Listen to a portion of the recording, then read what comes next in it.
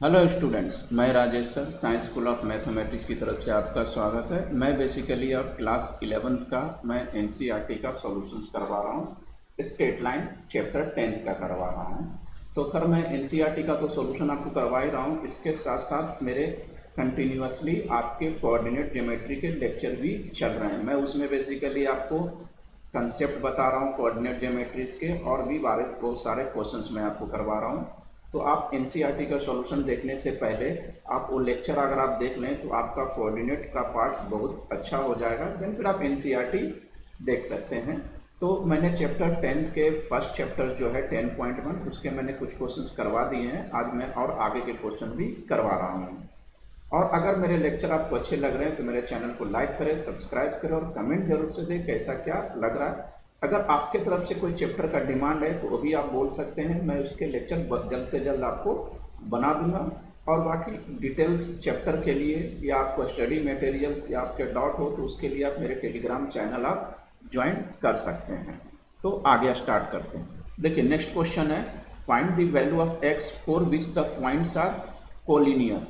अब कोलिनियर है तो एक पॉइंट आप मान लेते हैं x, -1, सेकंड को b मान लेते हैं 2, 1, थर्ड वन इज c 4, 5। तो कोलिनियर तो एक तो डिस्टेंस फार्मूला से निकाल सकते हैं, लेकिन वो बहुत लेंदी चल जाएगा। इसको मैंने स्लोप फार्मूला से निकालता हूँ। Slope of A B equal to slope of B C. तो ए बी का स्लोप आप किसी को भी मान सकते हैं, तो 1 - 1 +1 2 - x। बी सी का स्लोप हो जाएगा 5 - 1 4 - 2, दिस इज 2/2 - x। और 5 - 1 गया 4, 4 में से हो गया 2, 2 2 जा 4, और ए 2 से ए भी 2 गया, तो 2 - x इक्वल टू 1।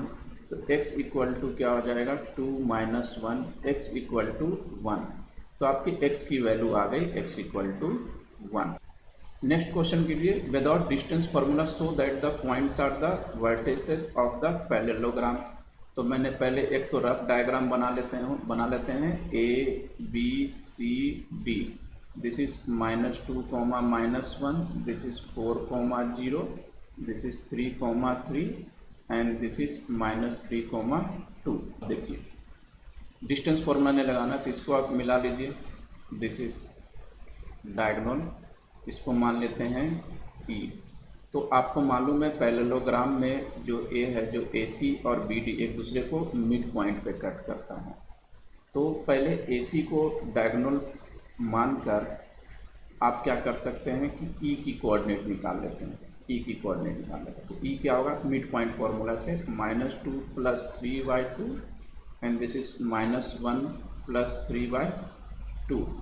तो E कोऑर्डिनेट्स हो गया आपका 1/2 और यहाँ हो गया आपका 2/2। तो E की कोऑर्डिनेट आ गई आपकी 1/2, 1।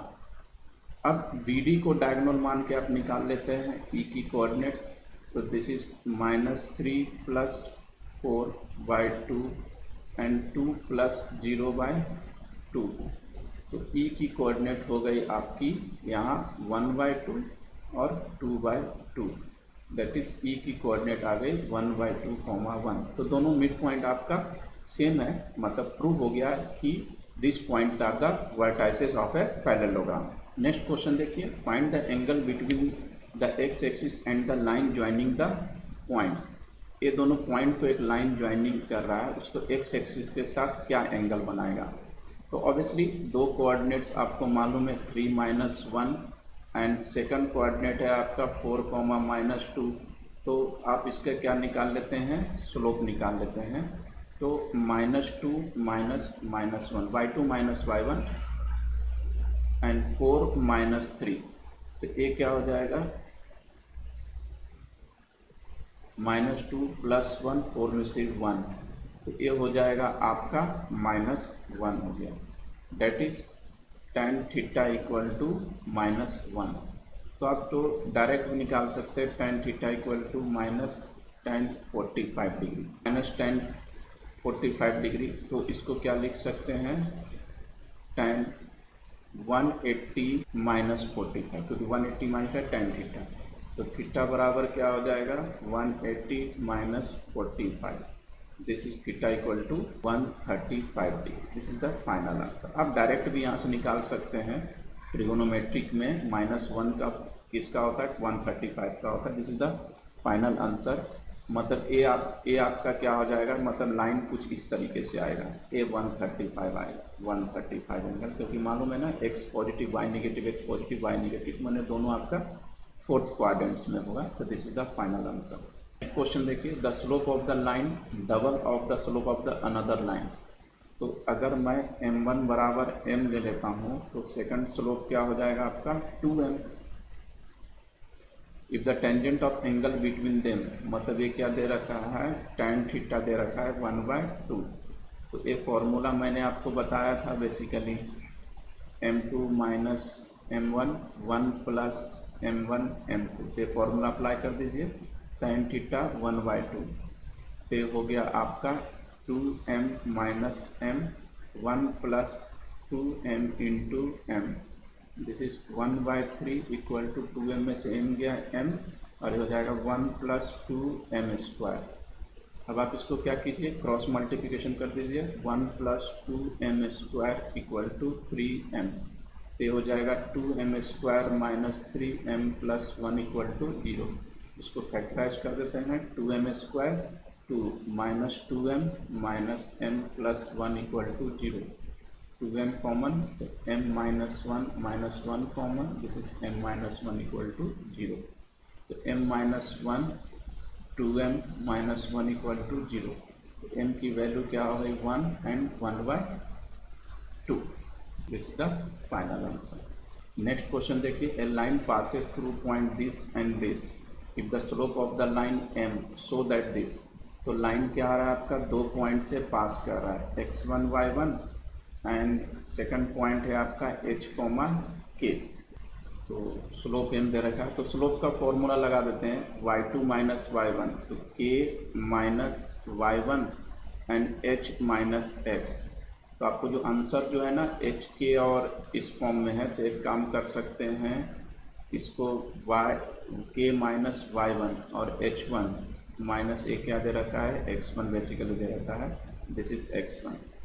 अब क्रॉस मल्टीप्लिकेशन कर सकते हैं, m h माइनस x1 और k माइनस y1। आगे आंसर ज़्यादा से ज़्यादा क्या कर सकते हैं, इसको अरेंज कर लेते हैं, h minus x1।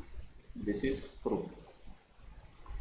Next question पे आते हैं, 3 points, this 3 points lie on A line. 3 points line पे लाई कर रहा है, तो ये आपको प्रूफ करना है बेसिक। 3 पॉइंट्स एक लाइन पे लाई कर रहा है, तो एक की कोऑर्डिनेट मान लेते हैं a, दूसरी की कोऑर्डिनेट को b, a, b, एंड तीसरी हो जाएगा आपका 0, k।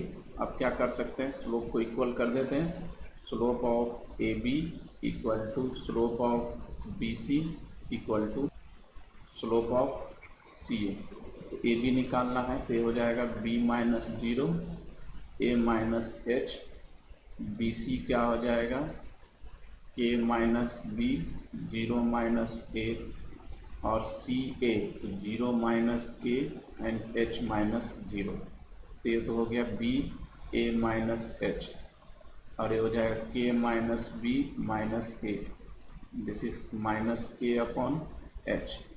तो एक काम करते हैं, इस दोनों को अपन सिलेक्ट करके क्रॉस मल्टीप्लिकेशन करते हैं, तो माइनस ए बी इधर हो जाएगा a minus h, this is k minus b। अब इसको मल्टीप्लाई कर दे, दिस इज ए के, ये हो जाएगा आपका minus A B minus H K, minus minus plus B H. तो इससे ए कैंसल आउट हो जाएगा। अब इसको क्या कर सकते हैं, बेसिकली ए बी एच है और ए आपका ए है, तो एच के, तो ए हो जाएगा a k plus B h equal to h k. अब क्या करें, divide h k, both side से डिवाइड कर देते हैं, a k upon h k plus B h upon h k, और यहाँ आ जाएगा एच के अपॉन एच के।